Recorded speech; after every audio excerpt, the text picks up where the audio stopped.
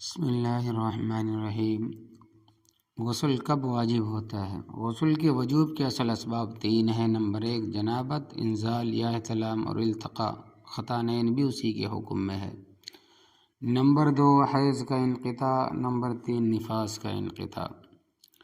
منی کا اپنے مستقر سے شہوت کے ساتھ جدا ہونا، یعنی اپنی جگہ سے شہوت کے ساتھ نکلنا۔ اگر منی اپنے مستقر سے شہوت کے ساتھ جدا ہو جائے تو بعد میں اس کا خروج اگرچہ بلا شہوت ہو پھر بھی موجب غسل ہے۔ مثلا مرد نے ہاتھ سے اپنے عضو خاص کو ایسا پکڑا کہ شہوت کی حالت میں منی باہر نکل پائی اور جوش ٹھنڈا ہونے کے بعد نکلی ہو، تب بھی راجح قول کے مطابق غسل واجب ہو جائے گا۔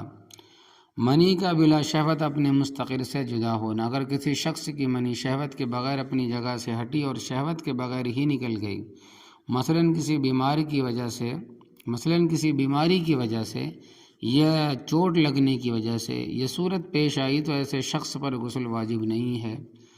غسل کے بعد خروج منی، اگر جنبی شخص نے پیشاب سے فراغت کے بعد، یعنی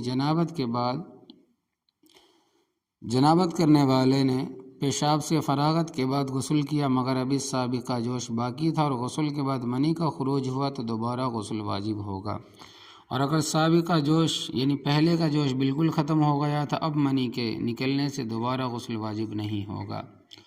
لواطت سے غسل کا وجوب۔ لواطت یعنی مرد کے ساتھ ہم جنسی کرنے سے اگر عضو مخصوص کی سپاری چھپ جائے تو فاعل اور مفعول یعنی کام کرنے والے جس پر کام کیا گیا دونوں پر غسل واجب ہے، چاہے انزال ہو یا نہ ہو۔ جنبی عورت حائضہ ہو گئی، عورت کو جنابت لاحق ہو گئی، یعنی کہ ہم مستری کر لی، لیکن اس نے ابھی غسل نہیں کیا تھا کہ حیض شروع ہو گیا۔